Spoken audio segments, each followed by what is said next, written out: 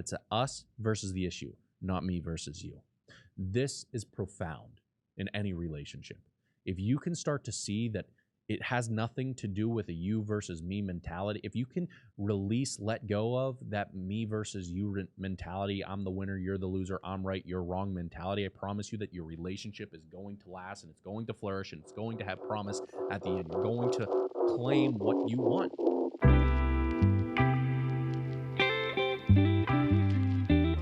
What is up, my dear friends, and welcome back to another episode here on the Honey, I'm Home podcast, a segment within the Happy Heart Academy community. And today I have a special episode for all of you in which we'll be talking about the 5 things you can do to instantly de-escalate an argument.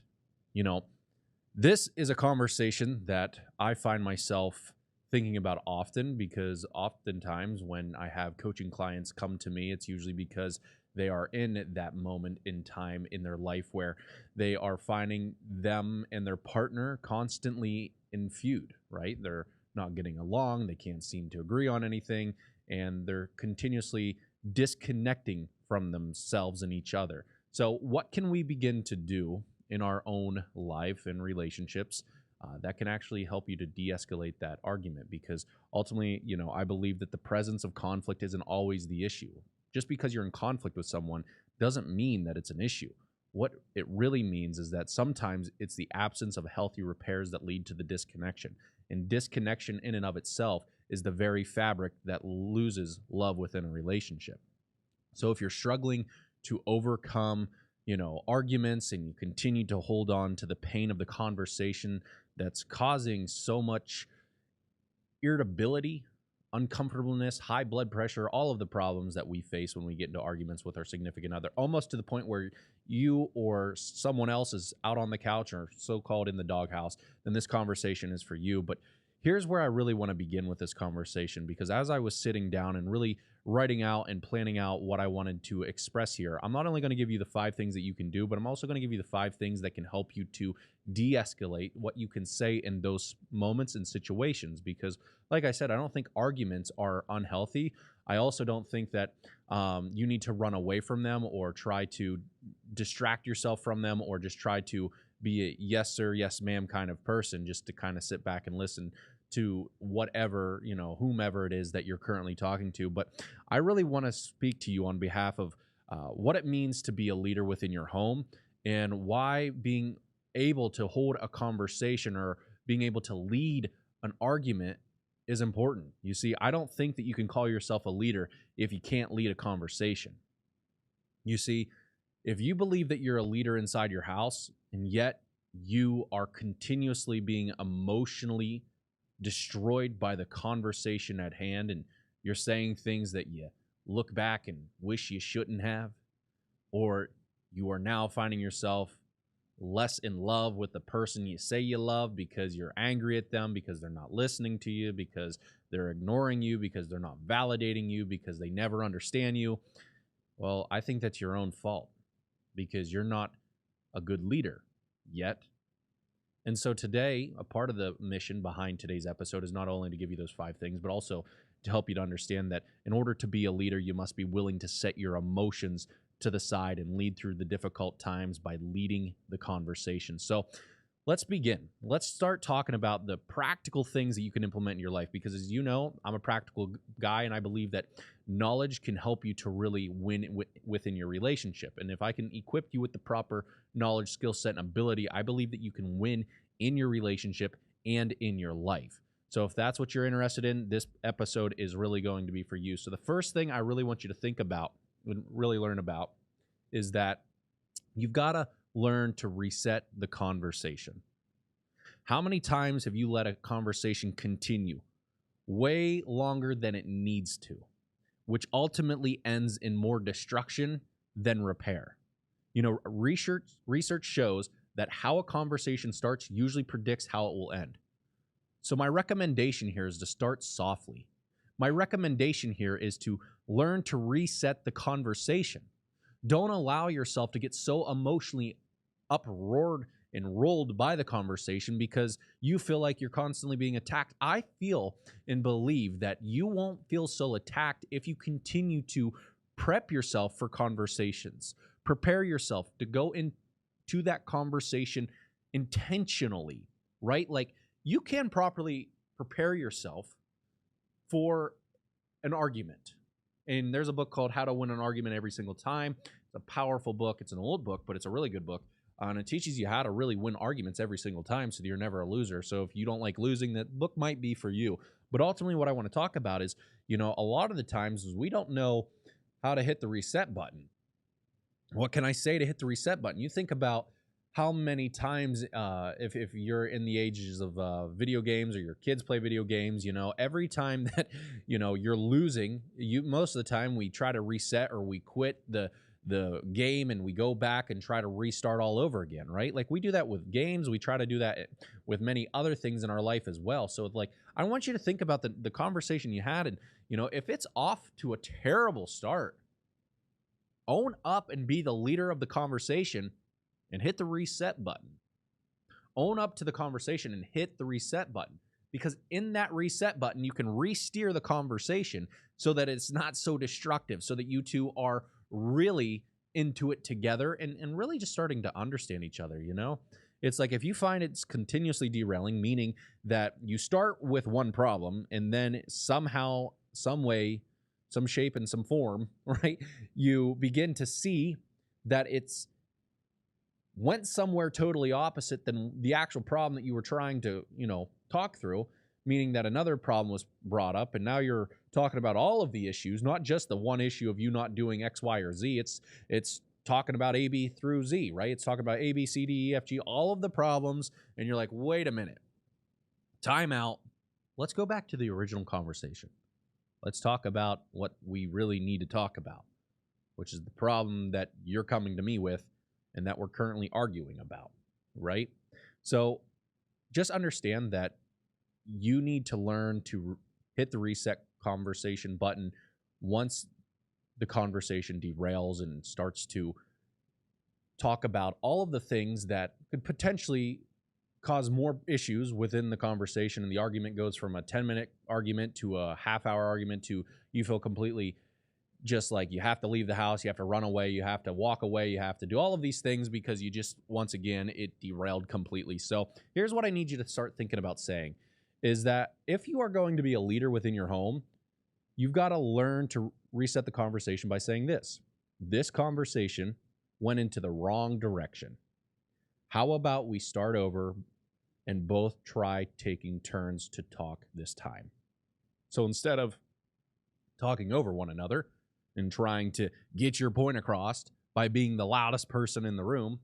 Listen, I live with an Italian wife. I get it. We love speaking over each other. And I'm getting better at this. This is why I learned this. This is why I'm talking about this, because through teaching you, it teaches me. I'm not perfect. I am in this relationship space, this leadership space, to really help myself become a better leader, lover, and server within my home and relationships, professionally and personally. Right? So I got to learn how to hit the reset button. I have to learn to be able to be like, time out. This conversation's completely derailed.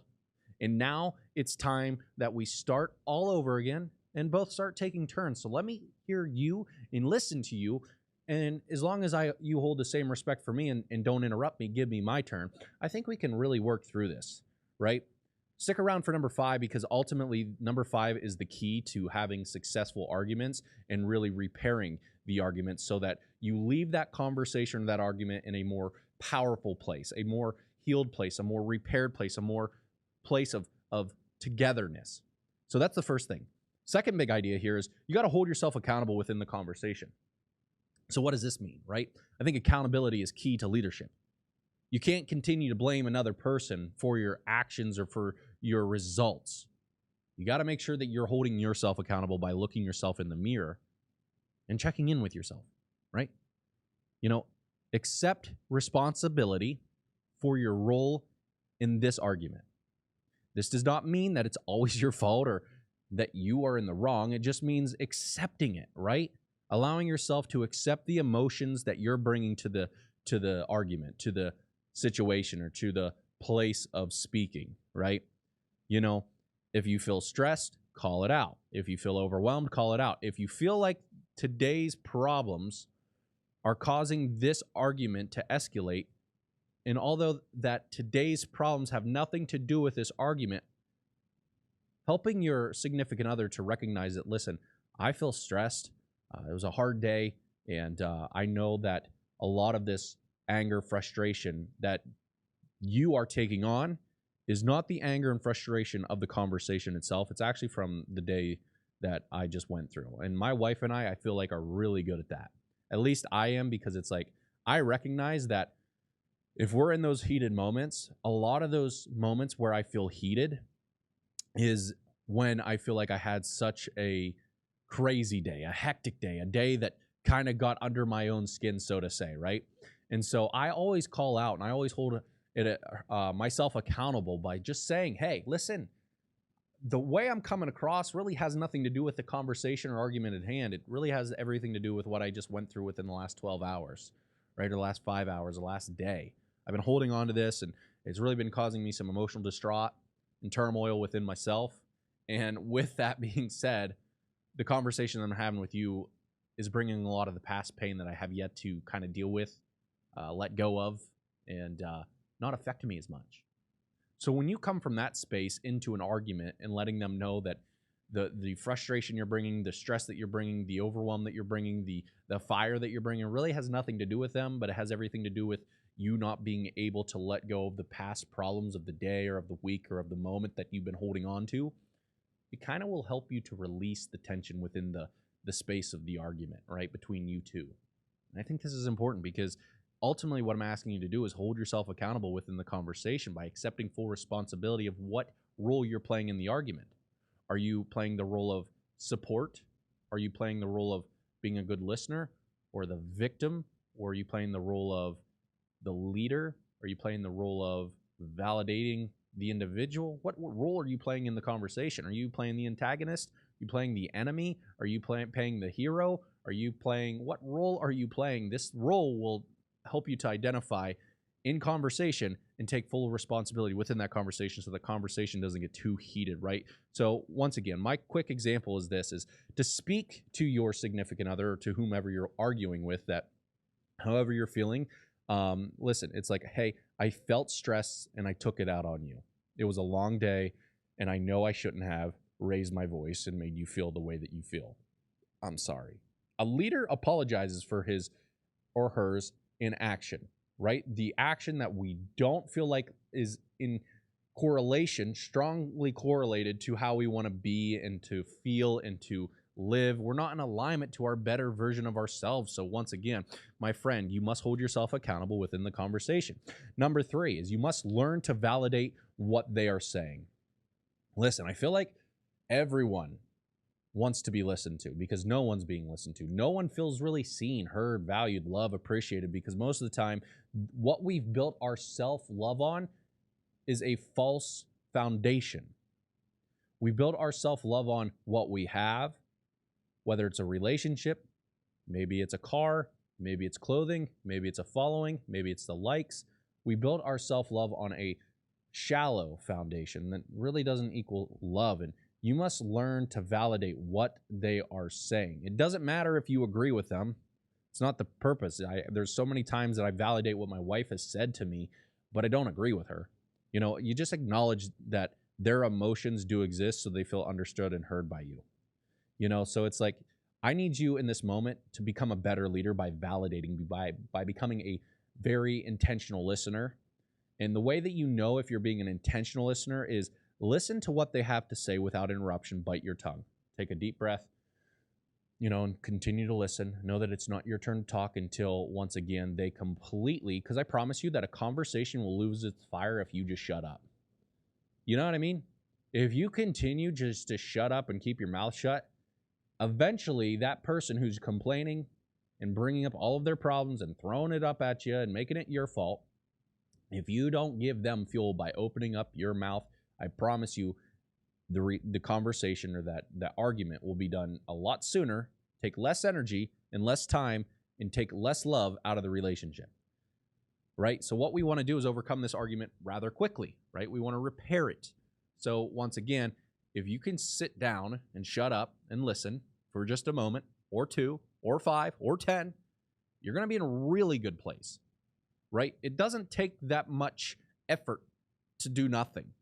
Most guys are pretty good at doing nothing, right? We can go into our nothing space. But here's how you become a good listener, is by reiterating what they just said to you to make sure that they know that you're listening. So when my wife comes to me and, she's worried, like she just went through last week, my wife got a precancerous mole removed from her chest. And she was very stressed and worried. And I remember we were in the bathroom and she was looking at her little mole, and she was just kind of in her way. She's like freaking out. And I was like, well, just tell me what your thoughts are. Express your thoughts, right?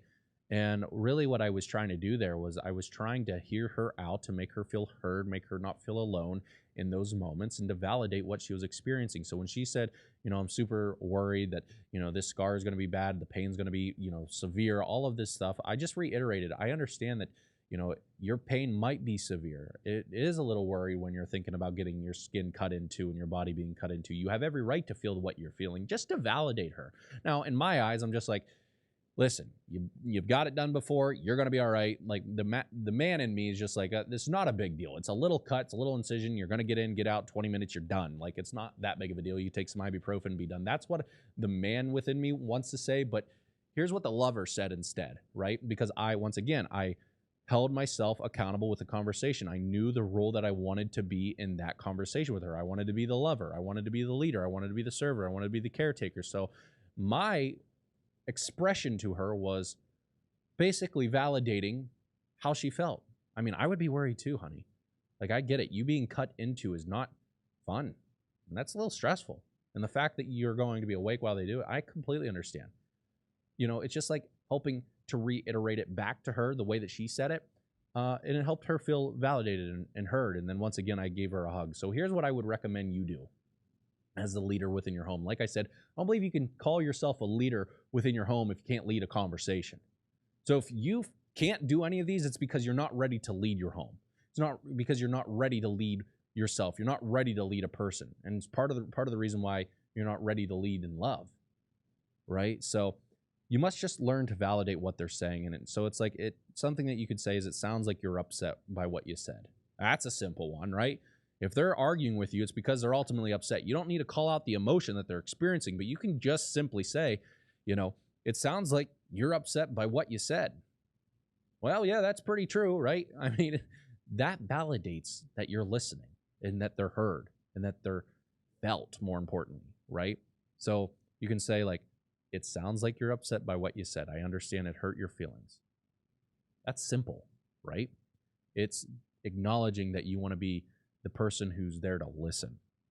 So validate what they're saying. The fourth big idea here, the fourth thing that you can do to help de-escalate the argument rather quickly, is ask for a pause, right? Ask for a break is not the same as withdrawing or avoiding the conversation. Set a timer and return to the talk after, right? So, like, you don't want to withdraw or be avoidant within the conversation because you don't want to have the argument, because you don't want to have the uncomfortable conversation. Here's what I've learned in uncomfortable conversations. Deep relationships continue to deepen with one another if you're capable of holding a difficult conversation. So quit withdrawing, quit stopping yourself from being able to have that conversation, and ask to pause, right? It's like, if you feel like you can't shut up and keep your mouth closed and just be a good listener to validate what they're saying, to hold yourself accountable to the role that you want to play in the conversation, to allow yourself to reset the conversation, ask to pause, right? A pause will allow you to reset the conversation and re-engage by asking yourself, how do I want to show up in this moment? How do I want to engage with this person that I say I love? How do I want to be? How do I want to make them feel? How do I want to respond? How do I want to respond rather than react? These are the things that I need you to think about. So ask to pause, ask for a quick break, just set a timer, just allow yourself to breathe, go for a quick walk, get level-headed, get clear-minded, right? And execute in that conversation when you come back. It's just like, hey, I need a few moments to clear my head. I'm going to take a quick, 15-minute break so I can come back and be more constructive in this conversation. Now, here's why this is important. Because if you're a man listening to this and taking care of a wife and kids and have responsibilities, or even if you're a woman listening to this and you have wife, husband, kids, and responsibilities, when you leave your workplace and you're completely stripped away from the energy and vitality, love, and aliveness that you once felt prior to leaving your house, because the day stripped away the energy and aliveness from you, you need a pause. Pauses are great throughout the day. I have about 4 different pauses throughout my day, about 15 minutes each, to kind of help me to just relax and not be such a go-getter, to be so hungry, to feel so depleted by the time I get home. If I have 4 15-minute breaks throughout my day, oh man, do I feel good. Now you're probably like, well, Tyler, my job doesn't let me do that. No, just allow yourself, even in the moment of work, you can allow yourself to relax in the work, not be so overwhelmed, not be so, stressed in those moments. But this will help you to significantly improve the conversation with the person that you're arguing with. It's like, give yourself a break. Relax. You're not ready for the conversation. You're not intentional with the conversation. You're not ready to show up as a role model within that conversation. And I need you to show up as your best self, especially if you want that relationship to last. Whether you broke up with your last partner and your relationship sucked because you can't hold a conversation, you always got in arguments, here's what you need to do this time. Have a break. Time out. Reset button, right? Don't make it that difficult.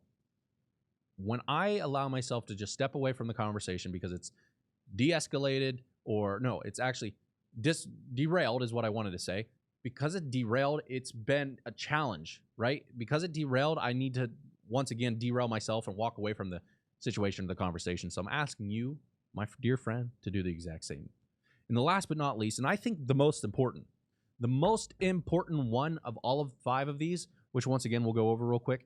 If you want to de-escalate your arguments instantly, you've got to, number 1, learn to reset the conversation. Number 2, hold yourself accountable within the conversation. Number 3, you must learn to validate what they're saying and feeling. Number 4 is you got to ask for a pause, taking a 15-minute break or 10-minute break, 5-minute break. And last but not least, you've got to adopt the us versus the issue mentality. Not me versus you, the us versus the issue mentality. You've got to change your tone by reminding them and yourself that it's not me versus you, it's us versus the issue. You've got to remind yourself, and you got to remind them, that we're on the same team. I want what you want, which if I bring the goal back to our moment in time in reality, what I want is to be with you for the rest of my life. What I want is a deeply and loving relationship with you. What I want is happiness within my relationship, fulfillment within my relationship with you. I don't want to lose that, and I don't want to lose you. I want to attack this problem together as a team. I don't want this to be a me versus you. I want this to be a us versus the issue. Because at the end of the day, we want the same thing. And that means I don't want to lose you, and I suppose you don't want to lose me. But if we're having this argument because you want to lose me, that's a different conversation. But right now, from what I understand, is that I love you and you love me, and we care about each other. And what that means is that it's a us versus the issue, not me versus you. This is profound in any relationship. If you can start to see that it has nothing to do with a you versus me mentality, if you can let go of that me versus you mentality, I'm the winner, you're the loser, I'm right, you're wrong mentality, I promise you that your relationship is going to last, and it's going to flourish, and it's going to have promise at the end. You're going to claim what you want. And so here's what you can do is, how can we find a way to compromise? It is okay if we don't agree right now. I want to understand what you're saying first. That's what you want to say. It's like, I understand that we're not agreeing right now, but I do want to understand what you're saying and where you're coming from. And you want to validate them. You want to listen to them, right? You want to shut up, hold your mouth closed, and just allow them to speak. Throw up a little bit, because if you don't continue to speak, that energy will burn out. And last, big idea is, I'd like to share my point of view and also listen to your perspective on my point of view. Right? And if you can kind of calm yourself down and allow yourself to realize and reignite, right? So after you take the pause, right, for 15 minutes, you walk away because it's so dang heated. You hit the reset button and you feel like, oh, wait, what type of role do I want to play here? Do I want to be loving? Do I want to be the antagonist? Do I want to be the hero? Do I want to be the lover, the leader, the server? Who do I want to be, right? Then you want to shut up and listen to them by validating what they have to say. And then you want to remind them, hey, aren't we on the same team?